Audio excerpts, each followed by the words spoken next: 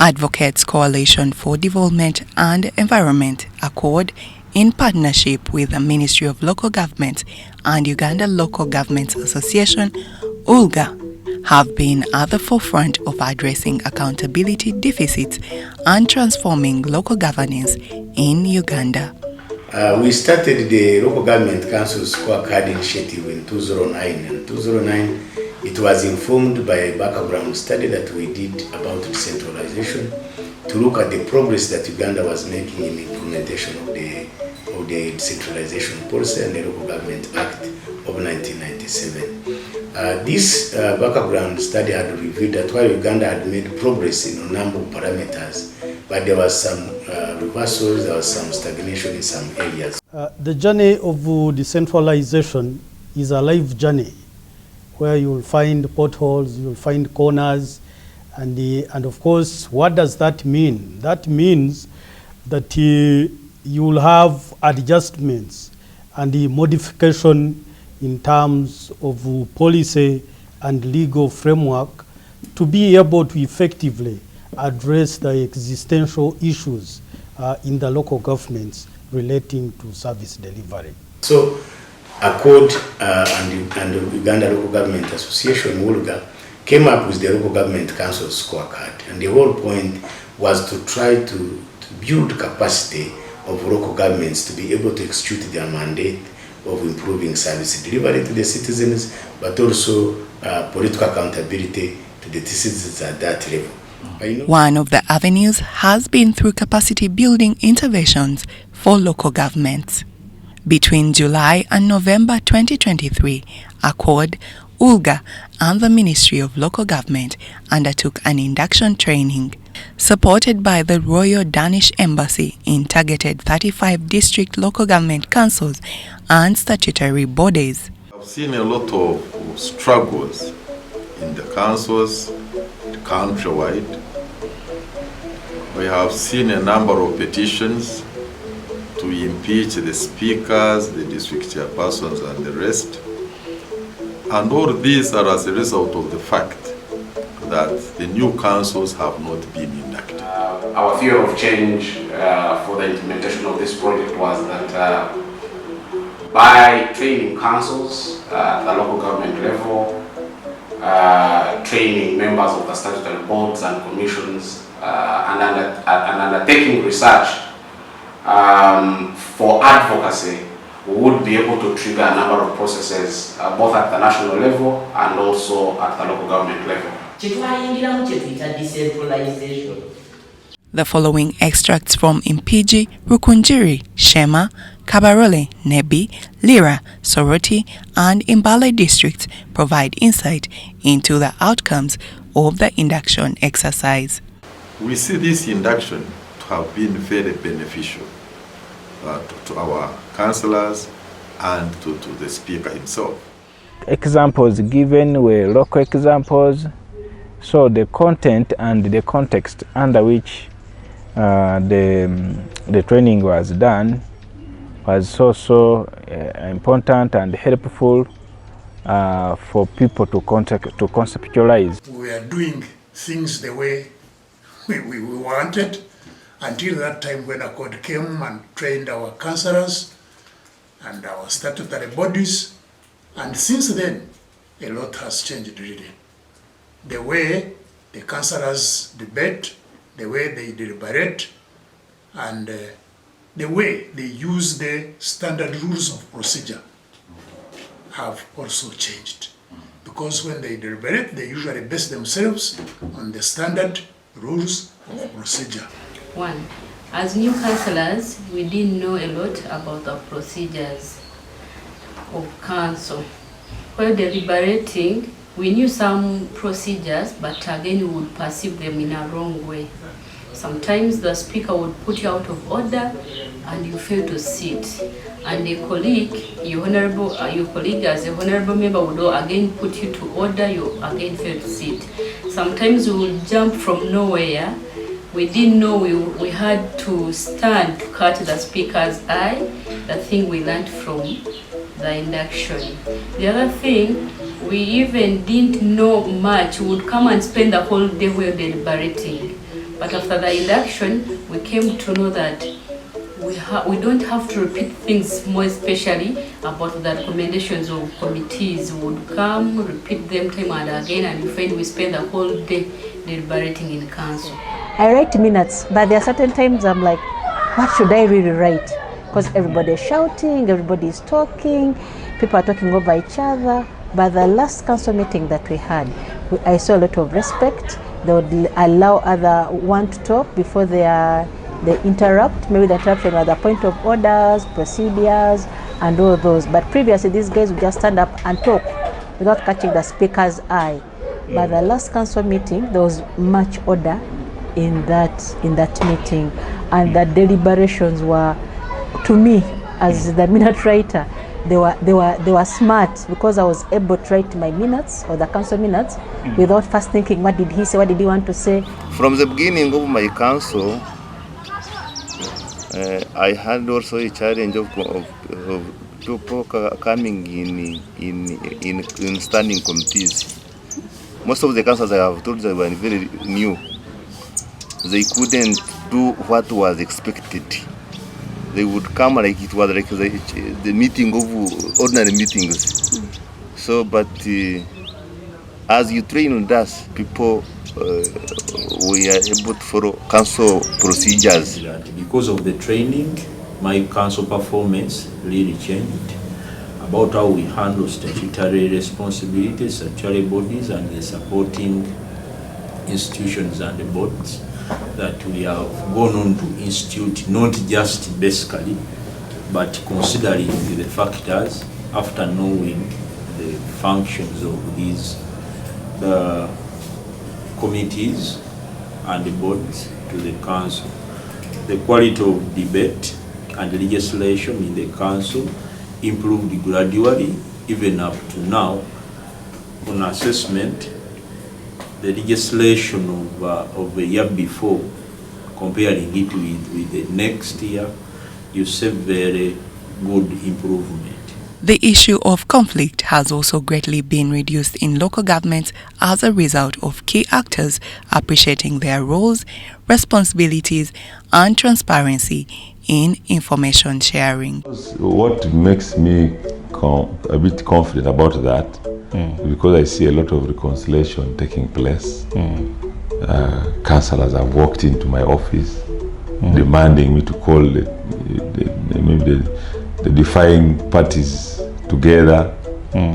Individuals have come to me as chairman to apologize for whatever acts they committed. So all these are really indicators that I think there were fruits out of that. Honorable councillors know their roles, and they really take in what should be brought in without meandering. Another thing is our technical persons. We are now very, very, very good. I mean, we now we no longer collide. We know what the technical person does, and we know what the councillor does. That really makes it so easy as a district to have the best, or we are all enjoying our work. The level of patience of members of council has changed, and it has changed positively.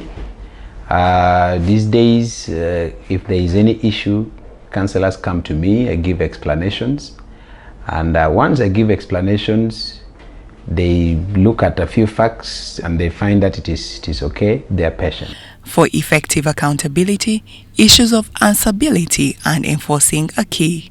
It is evident that accountability actors and organs are more focused and purposed in demanding for accountability. Having these committees I realized how the honorable members were trying to bring out issues. This time they were not tasking the technocrats to explain. This time it was direct to the secretaries. They said, please, this time you're the ones supposed to have these things answered. So most of the times when they were pushing issues to the secretaries, it was so fruitful in a way that you do see a lot of engagement over the secretary versus the technicals. So you not see a lot of engagement on the technical side. And even how they would bring out issues, you'd see that they were coming from at least somehow a trained point as compared to the previous. Then we had an interface with DPAC, and from most of the people I interacted with, the DPAC they had seen previously was very harsh. But this time round, people came in smoothly, they were discussing, they were looking at how do we bridge, how do we make better what we do. And this was more of mentor-mentee, more of building systems on how to make things better. We were able to go deeper than mere looking at verified accountability and saying the matter is dropped. Yes, we were able to look at, say, is the accountability available? And the auditor verified. The auditor says yes. When was it verified? When was the accountability retired? We put that date. Then they go ahead and say, when was the advance? You understand? Now, the accountability was supposed to have been retired within 1 month.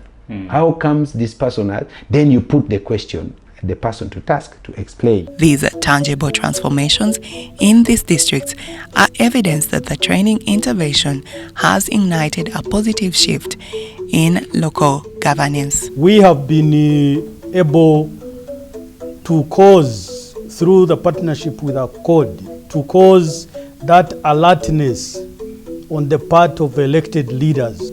We have received feedback as ministry from the local governments, and people tell you, we thought we knew, but when that training came in, we have realized that there was a serious gap, and now we are happy that that gap has been bridged. The engagements, bridging, maintaining connectivity between the local governments and central government, where local governments give us feedback, and where the center also updates. Now, when we take long without conducting these meetings, reflection meetings, certainly a lot of damage will be done on service delivery. So we want to thank ACODE most sincerely for being available for the ministry in doing those bridging meetings, because the center cannot deliver if local governments are not delivering. They have supported us in meetings of the chief administrative officers and town clerks, but also now we have brought in the elected leaders. Local government at the center, the central government and us. Yes, the problem has been you communicate, but feedback between the central government and us. But now that you say that you keep on reminding, we have kept on reminding, and after the training, I have been in position to receive some responses, especially from the Ministry of Works and the Prime Minister's office in relation to emergency funds, because we had written that they were quiet. But when I wrote to them again a reminder, they were in a position to respond. The ripple effects are felt in the improved functionality of councils, conflict resolution, and a renewed commitment to transparency and accountability. These are not just changes, they are building blocks for stronger, more responsive communities. But it shouldn't be a one-off, because people learn, people unlearn, people rely. So if we think what we give to council in 2024 will be applicable in 2026, the answer is yes and no. So many things change.